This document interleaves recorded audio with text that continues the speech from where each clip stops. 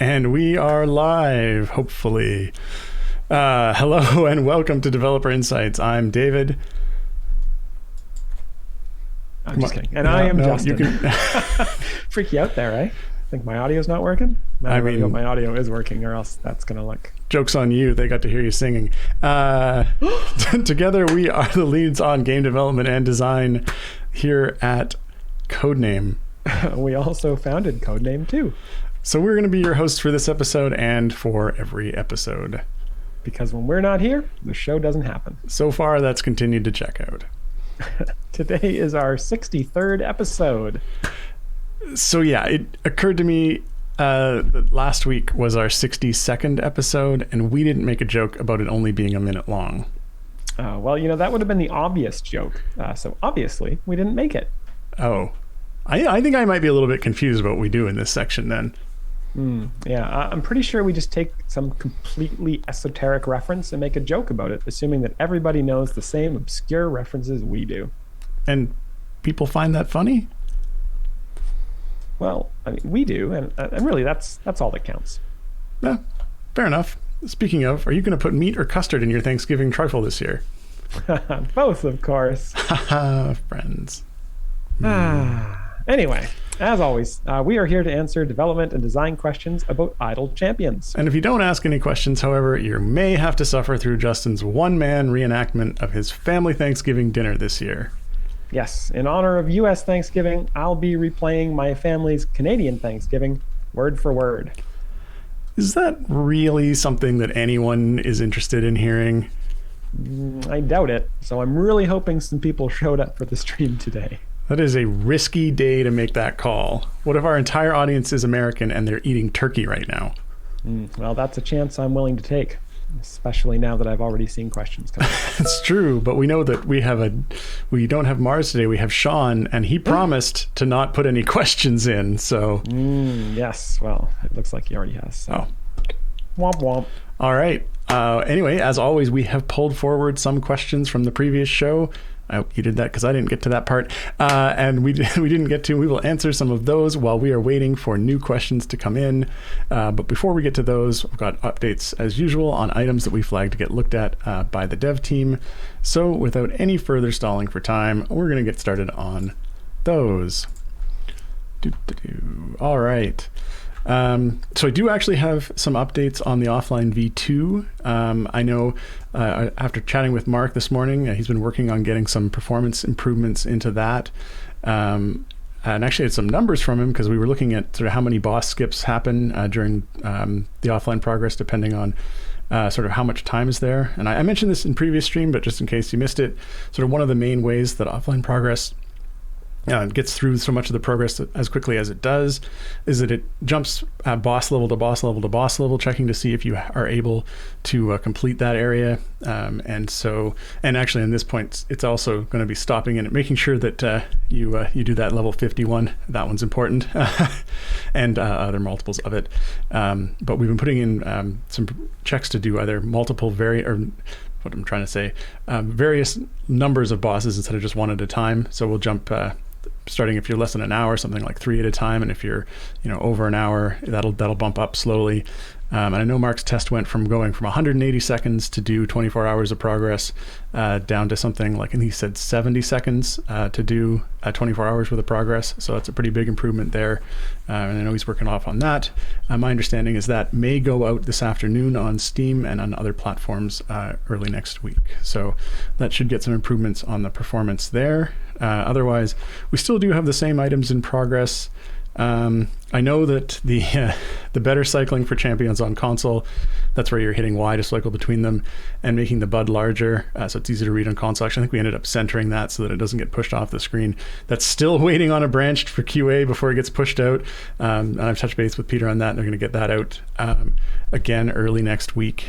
So that should be an improvement there. Otherwise, we still have the other items, which is that icon on the portraits of champions that are blocked due to variant rules that have a feed available that could make them unblocked. Improving the speed of skipping or of the animation for the opening a chest code. So that's that you click the chest thing, it pops up, and I know that having to see that over and over again delays or slows down putting in codes. Adding a tooltip for gear with a max level on it to indicate the progress towards max level.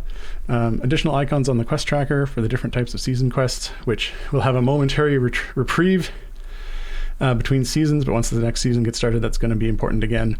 Recall for familiar. Indications for unread changelog is also complete and just waiting on a branch. And a pass on escape, properly closing all menus and dialogues. I know Stefan was working on that. And then saving feats along with formations. Okay, let's get to leftover questions from the previous show. Right. Before we do that, was there something we were supposed to announce, Justin? I feel like there was. Yes, let me go bring this up. I think it's stuff that we've talked about before, but Dupuy just wanted us to make sure that we had talked about. Oh, yes. So there's right now in game, there's a survey about the season 1 and what people thought of it. Thank you to everyone who has already filled out that survey. If you haven't filled out that survey, I believe if you just close and reload the game, you'll get a link to it. And if you fill it out, you can get a couple of season 1 Aroas chests. But we're taking in all that feedback. We're already looking through it. One thing we wanted to mention is that it's more likely that feedback will impact season 3 than season 2, since season 2 is already locked and loaded. But there may be some small changes we can make to season 2, but most of that feedback will be incorporated into season 3. With that said, we also have just locked design on season 3, so some of it might actually wait until season 4, depending on how specific or how big of a change it would be. But yeah, we appreciate all the feedback from that survey, and we're definitely looking through it. And so far, it's all it's great feedback, and a lot of positive feedback in there as well. So thank you for all of that. And then we also wanted to mention that some updates to patron challenges. I may have mentioned this on a previous stream, but I can always mention it again. We are making some updates to patron challenges in response to some feedback. We're trying to make them just a little bit less homeworky, a little bit less choresy. And so those updates are going to go live early in January. So I just wanted to give everyone the heads up that at some point in January, there will likely be some sort of awkward transition from one set of patron challenges to another. We'll try to make that as seamless as possible, but it should make the subsequent weeks of patron challenges a lot less choresy and a lot easier to just kind of blast through those quickly and efficiently. Yeah. Perfect. Okay. With that out of the way, let's get into questions that were left over from last week's show. First question out of the gate here is from Foolish Genius 89, and the question is, why do some quests refer to enemies while others refer to monsters? Are they different things? Are humans monsters? Am I a monster? The answer to this is, I think that our quest designers are sometimes a little bit schizophrenic. I think that in general, I think we try to refer them as enemies. I could be wrong about that, but I think initially we were calling them monsters, and then we got to a bunch of humanoid type creatures, and it's like, well, these aren't monstrous humanoids, so should we really call them monsters? And so I think we tried to revert to call everything enemies. It's possible that we've missed some in some older adventures, or maybe accidentally called some in newer adventures. But in general, we like to refer to them as enemies. I think that's right. They're just disagreeable. Defeat the following disagreeables. I'm not the monster here. You are. There's another esoteric reference. Is it, though? I guess so.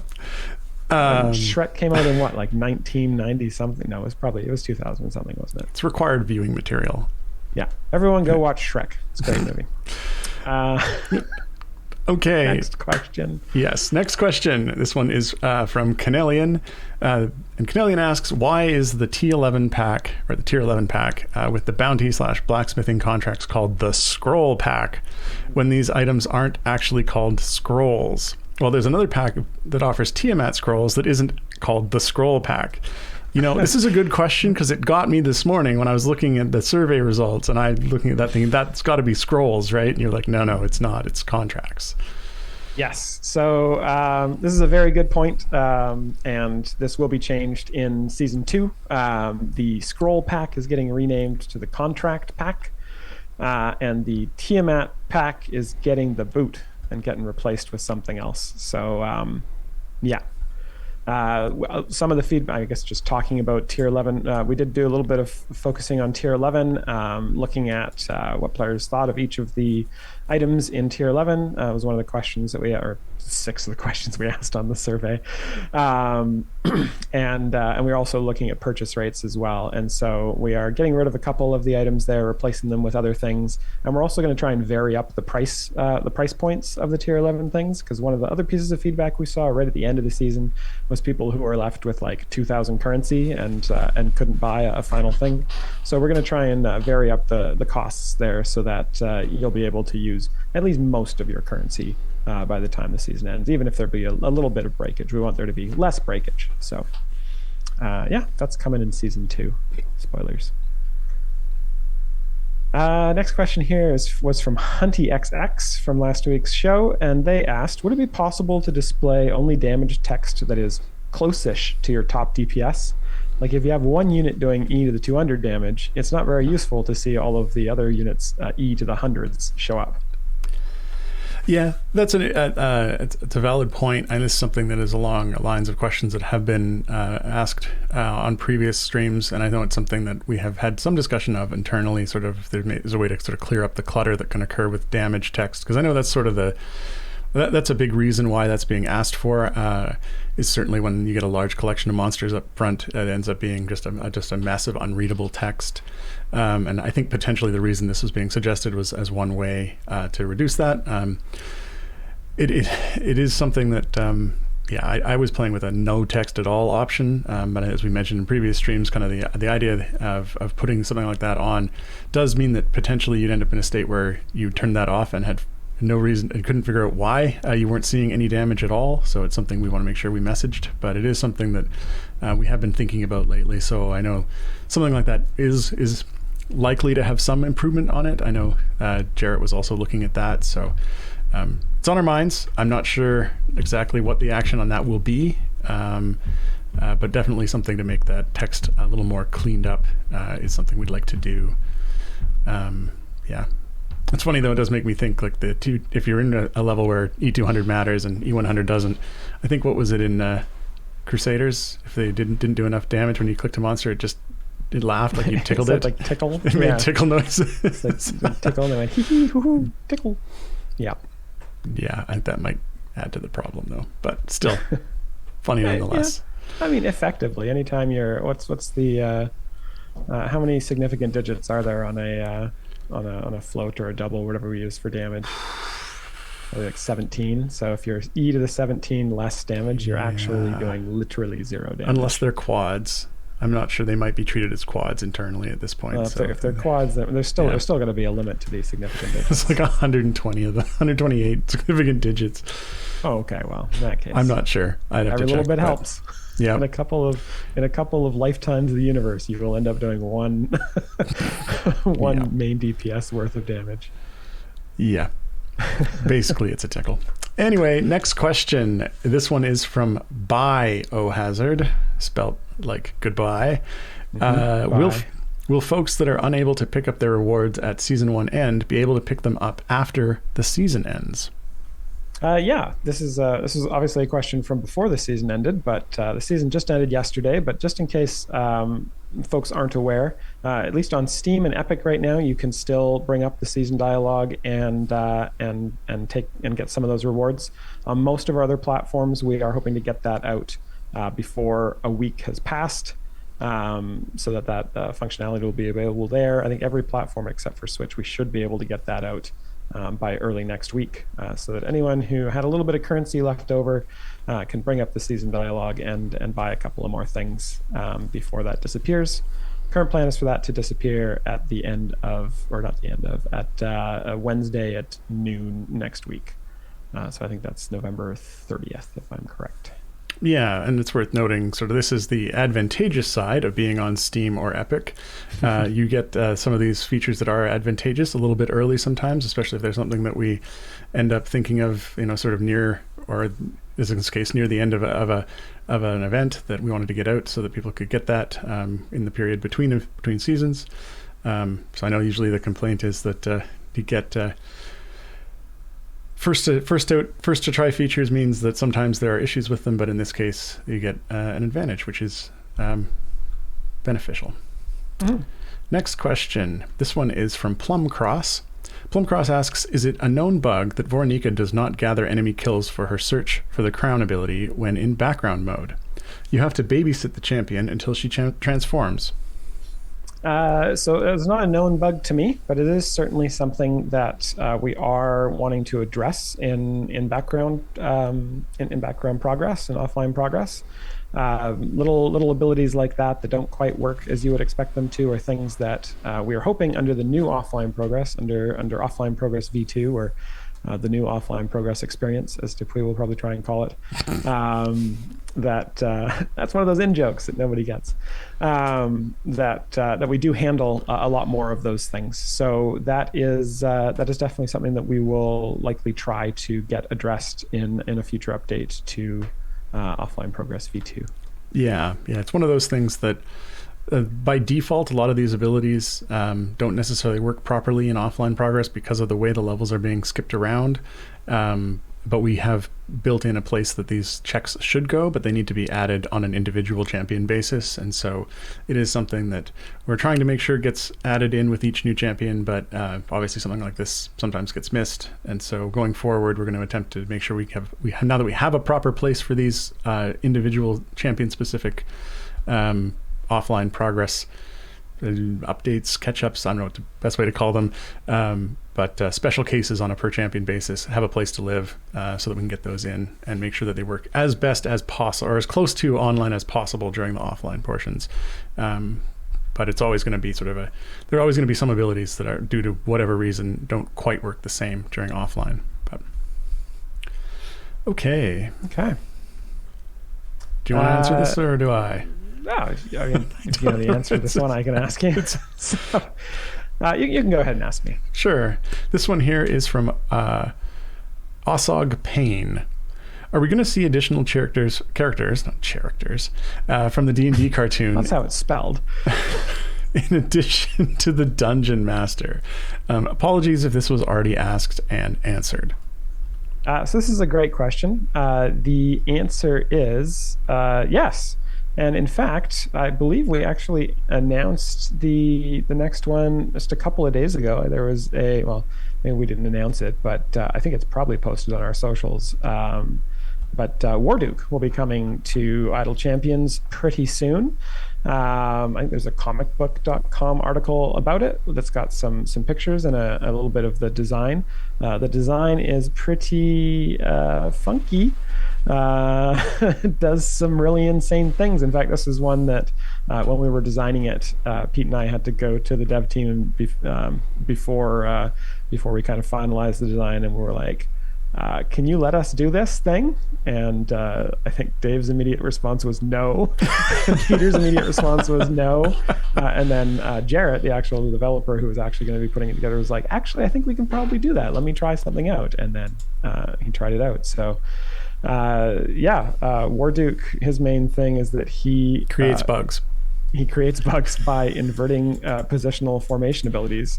So any slots that a positional formation ability would have applied to, it does not apply to, and instead it applies to the opposite slots. So we're going to see what kind of crazy things you guys can come up with for that kind of formation ability, because it's going to be pretty nuts. All right. And therein ends the questions pulled forward from last week. And what have you got written there, Justin? Oh, I just the part of our document here where we list the mods this week. Yes. Sean. And Sean. Is that a spelling of Sean? I think Sean is now just Googling different spellings of Sean and pasting them in. Okay. Stop that, Sean. Copy the questions into the questions doc. Right. So the first question from this week is from Dust777, who says, could you add a button for background parties which force calculates and resets the current adventure when it stops progressing for whatever reason? I don't want to bother switching over to that party to manually reset it. It could also reset the Modron reset count and the 7 days until Modron stops working counter. All right, sorry, I missed half of that because I was looking at Sean typing in the chat. Could you add a button for background parties which force calculates and resets the current adventure when it stops progressing for whatever reason? I think what this is like, instead of having to switch to the party, you just like click a button and it basically does a Modron reset on the other party without switching to it, which is kind of an interesting idea, I think. Yeah, I'm just trying to think of sort of how that could work. And I'm actually also trying to think, look, if it stopped progressing and if you switch over to that party, does at that point the party actually complete? Like, does it? Because if it wasn't gonna reset on when you switched over, then I guess the question I think it's just short circuiting, basically, like switching to that party and then clicking the reset button, and then resetting into the same adventure and with the same formation, and just trying to save that time. That it could be a thing. I could run that by Mark and see what he thinks, because I think the way the offline progress runs on the background parties is set up in such a way that, I mean, it already supports doing resets while in background mode. So I can run it by him and see what he says. Maybe that is something that we could easily do with adding a button to it. Obviously, it doesn't make sense unless there's actually like a Modron active on that background party. But with yes, and it also doesn't make sense for unless it's like a free play or other repeatable adventure. Yeah, so there's some caveats as to when that button would be available, but in the case where it does make sense that button's there, that could work. Okay. I'm going to tag it. I'll ask Justin. Yeah, I'll ask Mark about it. Okay. Next question. This one is also from Dust777. And Dust asks, could you make the full dismantle of season champions last for the entire season? We can't exactly take advantage of it unless by some coincidence the season starts around the same time that there's an event with the season champions. It's a bit too late for Sentry, but could you bring back the season 1 dismantle for Lucius during Cimmeral? Blacksmith Scroll Mule. I know this wasn't the intention of how it was supposed to be used, but it's very nice. Yeah, so that's an interesting idea. I don't think we'll end up doing this. I think we like to try and keep those dismantle events as short as we can. And I think putting it at the beginning of the season is a good opportunity for people to try and just get a reset on those champions if something changed about them in the rebalance that you're not a fan of, and you want to get your stuff off of them and then figure out if they're worth keeping. So I don't think we'll be changing this unless we can come up with a more compelling reason for it. Yeah, just to keep things kind of simple and straightforward. Okay. Next question. This one is from Emote.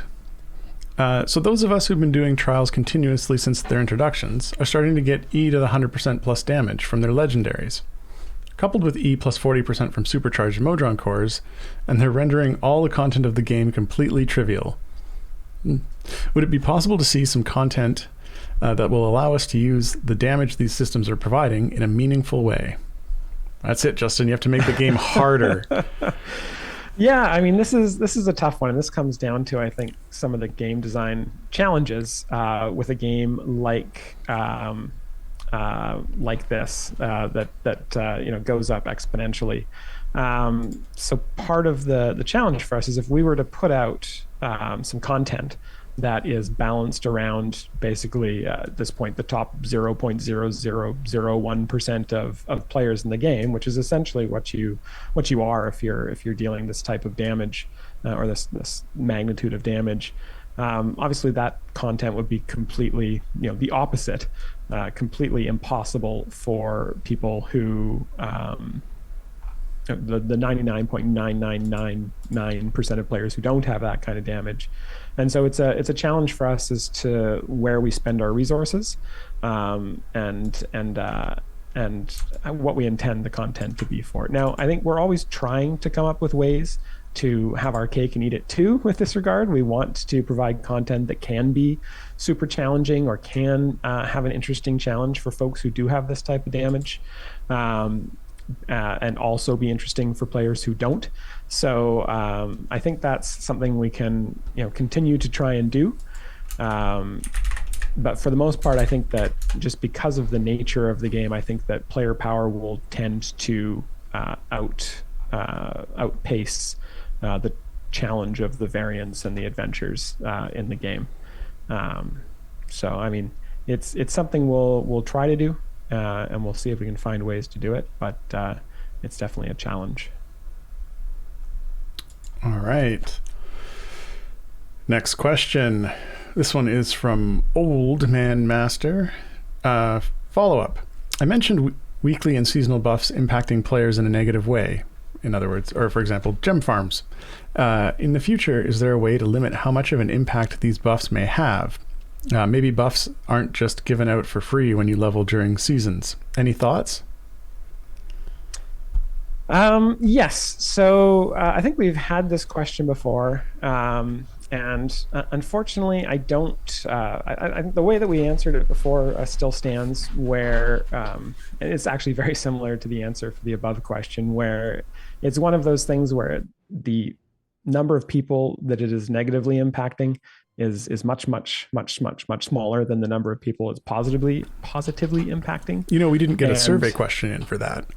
we should have. We should have. Next season we can do it. And the challenge is that the amount of time that we would spend, making some changes to the game to make it easier for gem farmers to toggle buffs or to not be able to claim the buffs or something. It just doesn't necessarily make sense for us from a limited game design and limited development time situation. So I think we'd rather be spending that time that we would spend creating those buttons, giving you those toggles, working on features that a larger number of players can benefit from. So I think that's kind of where we come down on that. If in the future we've done all of the things and everyone's, we're looking at things that impact a much smaller percentage of players, then I think we could consider it. But I think that at this point, it just doesn't make sense for us to really focus on that too hard. Yeah, adding and updating features is always a triage state, unfortunately. And so priority on what has the highest impact on the largest number of players, which unfortunately that, at least to our knowledge, doesn't appear to be the case. Unfortunately. Mm-hmm. Next question is from Randram. So about the patron perks that went live 2 hours ago, question mark. Yes. So some players who are refreshing furiously may have seen a couple of patron perks go live that weren't supposed to. Spoiler, there are going to be some new patron perks coming for all 4 patrons in the future. I think actually they're coming out in the same update as the new patron challenge setup. So spoilers, they're gone now, I think, and hopefully they won't be back until the proper day they're supposed to be out. Hopefully, right? Yeah. Okay, next question. This is from Mateus Zero. Mateus asks, when will Human gain full functionality in Xerxes? Why can't I say that? Xerxes. Currently, you can't have Klebe out there. Yeah, that's an interesting kind of restriction of the Xerxes formation, isn't it? I think that might just end up being a bit of I don't know what it's called. A bit of an Easter egg in the Xerxes campaign is that you can't get Klebe on top of your Human stack. And the reason for that, for folks who aren't aware, so Human, you get a different kobold on top. Spoiler alert, Human is 3 kobolds standing on top of each other. And the way that it picks which one to go on top is based on where they are in the formation. If they're in the front bit of the formation, then there's one kobold. If they're in the back bit of the formation, there's another kobold. And if they're in the middle of the formation, there's another kobold. The problem being that in Xerxes, the middle slot in the formation is taken up by an escort at all times. So that means you can't actually put a champion there, and so that means you can only get the kobold on top that applies in the front columns or the back columns. An idiosyncrasy, Hedgehog Gerald says there. It's an interesting idiosyncrasy of the Xerxes campaign. It may very well be that at some point we do variants for Xerxes that have the escort in a different spot than the middle spot, and so I guess you'd be able to use Cleave in that situation. But otherwise, Human's just going to be that particular kobold is going to be a little bit shy in the Xerxes campaign. It looks like Sean is typing out that he has the giveaway prepped and ready to go. He's not as good at, he doesn't put this down in the middle of the questions like Martin. Oh no, he's doing it. Oh, Sean. How could he possibly know that that's what Martin does? Says, I'm sorry, I'm new. Okay, yeah. So we're going to be starting the giveaway very, very shortly. So for folks who don't know, every stream we do a giveaway for a chance to win 42 chests of one type. The way that you do that is by typing a certain keyword into chat, and that keyword is now in chat there. You just say season 2 in chat. 2 is the numeric, not the TWO, and not TO and not TOO. Isn't English fun? So just type that in chat. You'll have a chance to win 42 chests of your choice. They can be any chests. They could be silver chests. They could be gold chests. You could probably ask for season 1 chests. Don't ask for season 2 chests. We're not going to give those out yet. You also can't have Glory of Bahamut chests for reasons that I've forgotten. And if I was doing it, I would take Modron component chests, because those are my favorite, because I like playing the pipe game. Aluminum Modron component chests. You can't ask for the chest for Warduke. No, Knockout Panda. That's not allowed. Only chests that have been released. So the aluminum Modron chests haven't been released yet, Dave. Stop teasing people with those. So just existing released. Chests.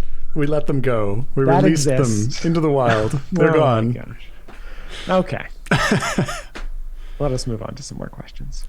Oh, is that what we're doing? Okay. That's what we're doing for some of this stream, at least. Well, we have a little bit of a...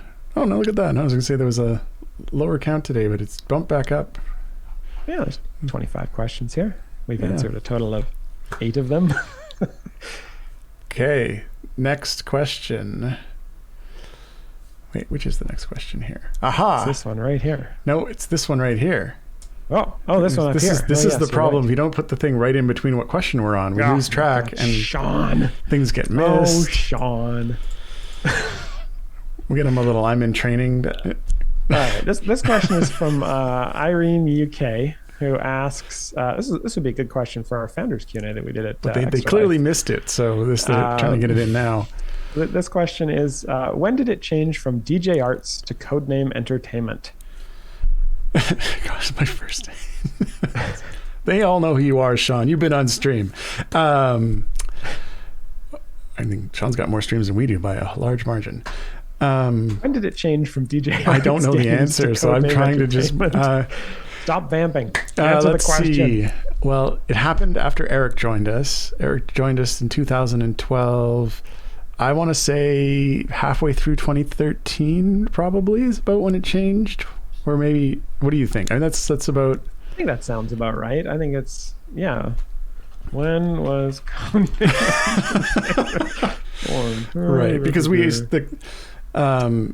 this says 2008, because that's when DJ... The original DJ Arts was founded in 2008, of course, by Justin and I, and the DJ stood for David and Justin Arts. And then after Eric joined us in 2012, there was a feeling that was not necessarily a very inclusive name for the company, as well as people were consistently pronouncing it DeJarts Games, which just confounds me that you got 3 capital letters and then an arts. But anyway, nevertheless, after an enormous brainstorming session that lasted for, I imagine, weeks, It's months, weeks. I think. Naming It things took is a long incredibly time. difficult. Yeah. We didn't get an of in there though. Codename of Entertainment, I think, might have been the other runner-up. That's only video games that you have to put of in. Spoilers. It's an unspoken That's rule. how you have to name video games. It's another one of those inside jokes. All of the good video games have an of in them. Just think about it. It's true. Call of Duty, World Last of Warcraft. Us, World of Warcraft, Idle Champions of the Forgotten Realms. Yeah. Nobody plays games that don't have of in them. Nope.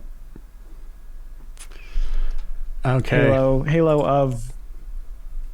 But the I Forerunners. think we got that. I think it answered the when, and I think it also answered the why. So I Mass think Effect, yes. Mass Effect. A little known fact, it's not pronounced Mass Effect. It's actually pronounced Mass Effect. Yeah.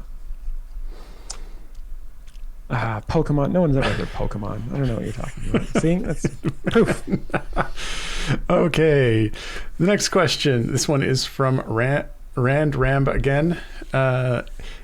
And they ask Black Viper why can't I speak today? Oh my gosh. Black Viper awareness campaign. Can someone ask dev insights about how they decide which champions get pre-stacked abilities or other effects that apply multiple times? I'm not at home. Added by myself. Hint, hint. Rosy rework. So I think this is a question on behalf of it does the sound Black that Viper way. awareness Yes. campaign. I wasn't supposed to just read it like that, straight No, up.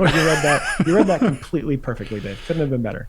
Oh, thank you. The Black Viper awareness campaign, very funny Discord account that I've seen a couple of times. But yeah, so it's a good question about how we decide what champions get pre-stack abilities and which ones are post-stack. And the answer is, I think it depends a little bit on our mood when we're designing the champion, and a little bit on sort of where we are and how comfortable we are with the designs. So I think we've been doing a couple more kind of pre-stack things a little bit lately, just because we're getting a little bit more comfortable with getting the balance on that in a good place. With that said, the reason most champions have a post-stack ability or post-stack buffs is because it's a heck of a lot easier to balance. Depending on the number of stack, the kind of max number of stacks that an ability can get, depending on how high buffs can get, like if there's an equipment buff for it, or if it's just a feat buff or something like that, it really varies how powerful those buffs can be. Whereas if we go with a post stack, it's always literally just a 100% buff is a 2 times buff, and that's it, full stop. Whereas with a pre-stack ability, if you've got 10 stacks of something or 8 stacks of something, for example, a 100% buff is actually more like a 32 or a 64 times buff. So it really comes down to balance and how comfortable we are with wanting to get that balance right. I think pre-stack buff abilities are more fun. Obviously, they can be more powerful. And so, I think a lot of the most powerful champions in the game have very powerful pre-stack buffed abilities or abilities that end up being effectively pre-stack. Like Emo is saying in chat there, like Artemis, who effectively has a kind of a pre-stack ability, even though it's it's just the way that it works is a little bit more confusing. But yes, pre-stack abilities are more powerful, so oftentimes we will go with post-stack so that we don't completely break the game. And then when we forget that and do pre-stack, we break the game. But yeah, we are trying to do more pre-stack stuff because it is a little bit more fun. The numbers can get bigger a little bit faster, and it does make for some more powerful designs. All right. Next question. This is from Mateus Zero. Mateus asks, why does Vornika pick the champion locked in Trials of Mount Tiamat as one of the possible champions? Is that supposed to occur, or is that supposed to occur that way? No, that's a bug. That's an easy answer. That's a bug. Yeah, they should not be picking the locked champion. They should be picking a champion that is possible to use in your adventure. One caveat to that, they do pick the champion, I believe, at the start of the adventure. So if you start an adventure and then you go and start a Trials campaign and you put a character in there, they would still probably be able to pick that champion. But if you start a new adventure after trial, you're already locked into trials, they shouldn't be picking the trials locked champion. That's a bug. It's funny, the name Black Viper Awareness Campaign reminded me that we haven't seen any hashtag Jeremy Clawford requests, and I think it's because it has finally gotten through that every request bumps it back a week. So that's good. Hey, maybe it'll get released now. At this rate, potentially, yeah. Don't mess it up, folks. Don't ask about it this week. Okay. Oh, the Zork. No, there we go. Bump it another week, guys. All right. Next question is from OG17. He says, when you buy stuff from the patron or season shops, you get a +1 overlay message. But when you buy stuff from the stream event shop, i.e. Hunger of the Far Realms or whatnot, it goes to the store every time. Can this be updated? Uh-oh, Justin, I'm looking in the chat. Apparently the mods were down on that, and that's why it wasn't coming up. Oh, I see. Well, they were trying. Apologies. I did not know that. Oops. Okay. Anyway, back to the question from OG17. They're noting when you buy stuff from the patron shops, you get a +1 overlay message. But when you do the stream event stops, it goes to the store. Yes, and then I think someone mentioned this last time as well. I think we got this last time, and we flagged it, I think. Yeah, it's definitely a case here where the +1 overlay message from the patron and then into shop 3 is something that we added more recently because it definitely made that a little more of a convenient process for purchasing those, and it hasn't been sort of backported into other areas, which just mean to be reminded that we have those other places that it's happening and get that in place there as well. But yeah, it's definitely, it was a better user experience to have the +1, and it happened more recently. So we'll take a look and see if we can get that in other places. I can confirm that Canelian asked this last week, and we flagged it to be passed on to the dev team. So that is on their plate. Okay. Next question. Now that season 1 is over, how do we get the favor? Oh, and this question is from Lightspeed. I was going to ask, who asked this question? I mean, I know because I can see it in the document, but not everyone else knows. So thank you, Lightspeed, for your question. So the answer is you can't get Autumn Favor outside of season 1. When we get into the next season, you won't be able to get Winter Favor except in season 2. And you won't be able to get Spring Favor except in season 3, etc., etc. I guess technically you'll be able to get Autumn Favor again when season 5 comes around, because I think we're just going to reuse the favors. But yeah, the season favor is intended to be something that you only get from doing season quests, and then at the end of the season you convert that into all of your campaigns. Which I think on the survey we were seeing people being pretty positive about that. So that is a good thing that will likely continue in future seasons. Now, if we reuse those favors, you wiping them or? Yeah, we're wiping them. Oh, okay. Yeah, if you don't convert your favor, if you log out of the game right now and don't log in again until next year, and you haven't converted your autumn favor yet, there will be unforeseen consequences. You will lose that favor. Lightspeed is saying, when do they convert? So you can convert them right now. I think it works like season favor, where you basically have you've got a week to decide to decide when you want to convert it. But if you go into the favor dialogue, into the blessings dialogue, and you find autumn favor, I think you can convert it right now. Now, the reason you would potentially wait is because it's a percentage bonus. So you may have, you may want to boost up your other campaign favors a little bit more before you do that conversion, because obviously once you have more favor, it's harder to get more favor just by collecting gold and whatnot. So you'll be forced to convert it, I believe, next Wednesday at noon, but you can convert it now if you go into the blessings dialogue. But can you convert it twice? You can no longer convert it twice. Okay. Please do not try to convert it. Please do not try to convert your favor twice anymore. Okay. Yeah. All right. More of a discussion question here. This one is from Cloudy Skies 547, and they're asking about more items in the patron shops. So the question is, with the addition of more variants, has there been any thought to adding more items to the patron shops? I already have full epic gear and have bought every unique item, but I still have a ton of leftover currency. Yeah, so we will likely be adding more items to the patron shops at some point. I don't think we have a date for that yet, but it is extremely likely that we will add more items that both require a higher amount of influence to get and cost more currency to get, because that's just something that, as we do more variants and the maximum values for the influence and the currency go up, we will continue to add more things to buy there. Similar kind of power creep to the kind of stuff we were talking about earlier in the episode with just the power level, where we will likely, for people who are at the cutting edge, we will likely not be able to get ahead of you at any point, but we will certainly add things for you to get in the future. I don't know. I think we should make a super, super hard campaign with 14 slots and... That wouldn't be super, super hard. That would be super... Well, actually, you wouldn't even be able to fill all of them. It'd be easier because you'd have more buffs. We'd have to make a way that you could fill them. Hard. You only got 5 slots. No, I'm going with 14. I think we're just going to really shake things up. Okay, well... And you'll be able to put 2 from a different slot, obviously. And see, this is why you're developer-designer and I'm designer-developer.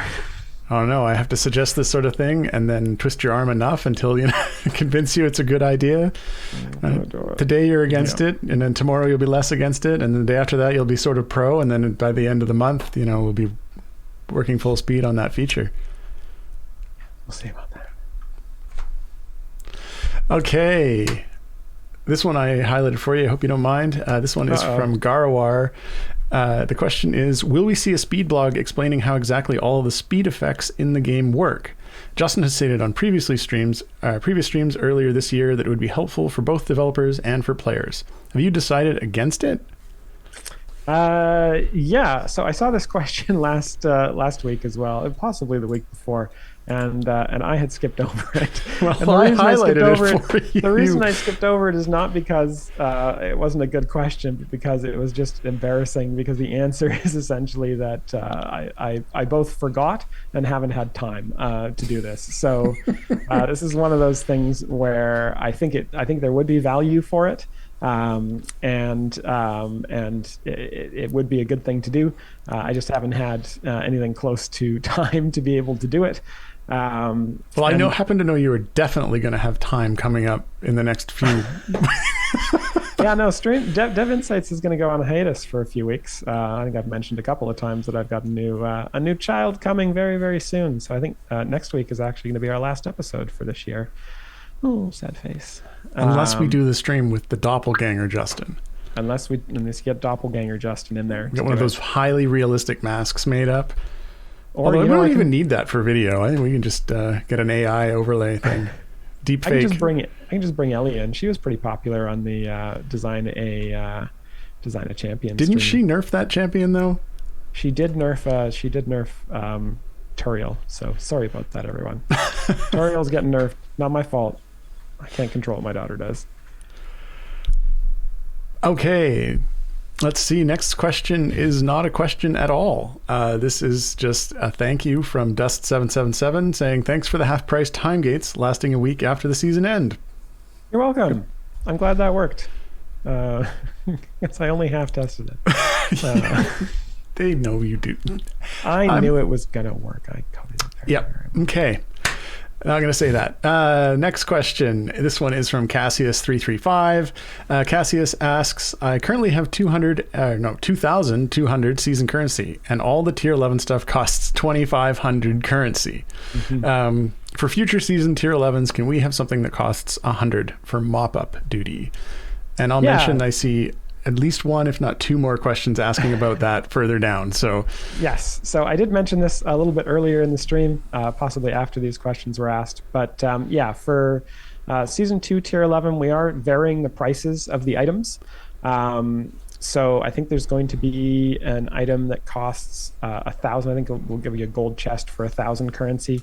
So that means that you would only have 200 currency of breakage.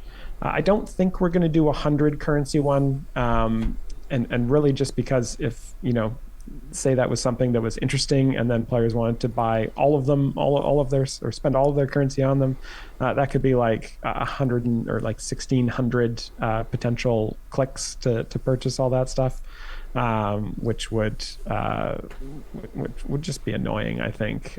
So I think we'll try and get the breakage as low as possible there, so that you can spend. In this case, you'd be able to get it down to 200. And get a couple of gold chests for your trouble. That's it. Aluminum chests at 100 is being suggested, I think. Yeah. All right, but they don't have anything in them. They're just aluminum chests that are empty.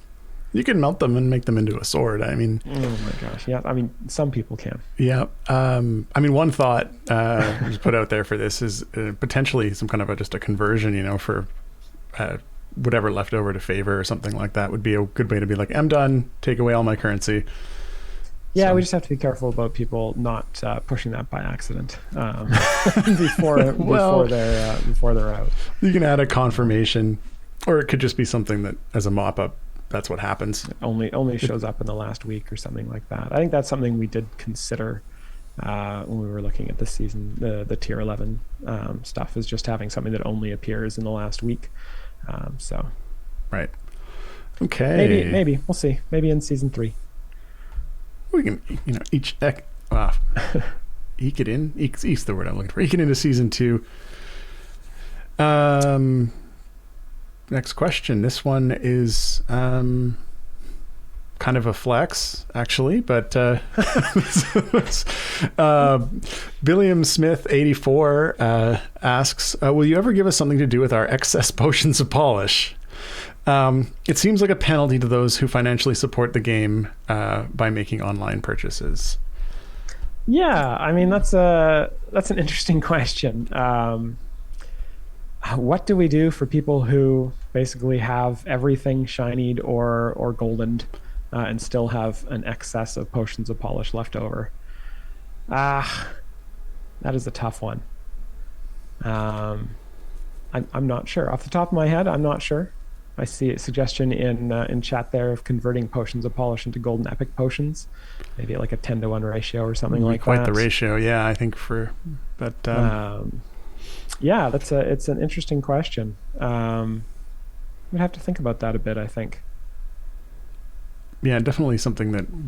Yeah, I think it's not a good place to be in if you've ended up with a bunch of extra potions because you've bought the packs in the game, which of course is something that. Definitely supports the game and makes it happen. So, we want to make sure we support having something to do with those. Sorry. Introduce double shiny for a 5% bonus, and then maybe double a triple shiny, double shiny, quadruple shiny. We can introduce the the glowy light. What's it called? The HDR lighting into the game, and the card eventually just turns completely white and you can't even read the text. Yeah. We've heard of shiny, but have we heard of second shiny? You're not the first person to make that joke. Someone else made that joke in chat. Oh, really? Yeah. I didn't read. Not the second shiny thing, but someone else made a second X joke. Oh. Lord of the Rings, for those of you unaware. Watch Lord of the Rings, Fellowship of the Ring. It's a great movie. Great book series. Okay. We've got couple of minutes left. Let's see. We've got time for 2 more. I can ask. Yeah, sure. We can do these last 2. So the first one's from OG17, and they say Store 3, or the new shop experience, does a good job of displaying skins. But could this display cycle through transformations, alts, imps, and other skin unique assets as well? Yeah, that's actually a good question. I think that it certainly could. Provided that was something attached to the skin, yeah.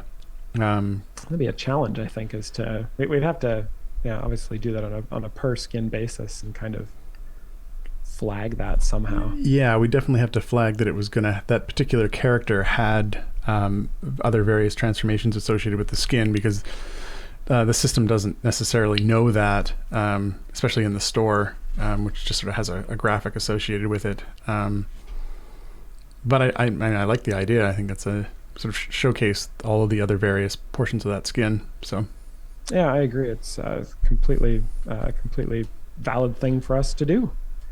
Someone in chat is asking if there's a good Black Friday sale live. I think we have a sale up now that actually has a bunch of stuff that's like 90% off. So Ninety if you percent haven't off. already, yeah, go load up the new shop experience. Speaking of in game, and check that out because there's definitely some stuff in there that we have on discount a lot higher than we normally do. So check that out.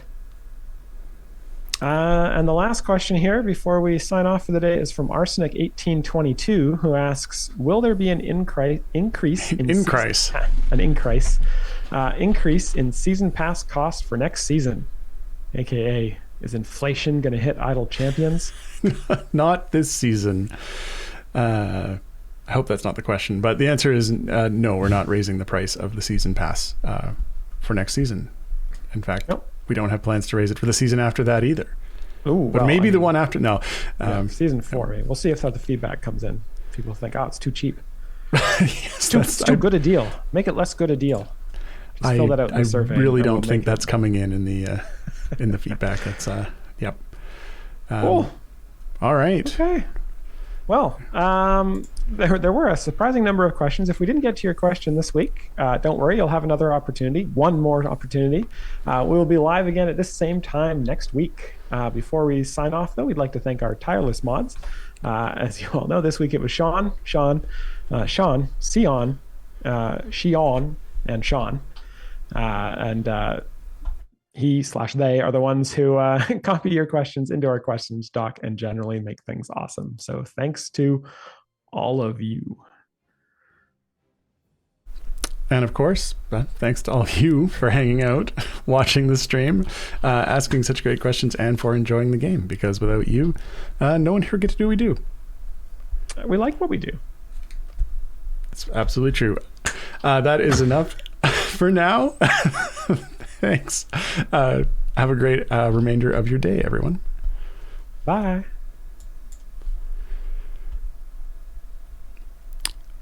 So a man walks into a bar, and he's got a little newt on his shoulder, and the bartender says, "That's an amazing newt. What's its name?" And the man says, "Tiny." And the bartender says, "Why is it called Tiny?" And the man says, "Because it's minute." Oh Lord.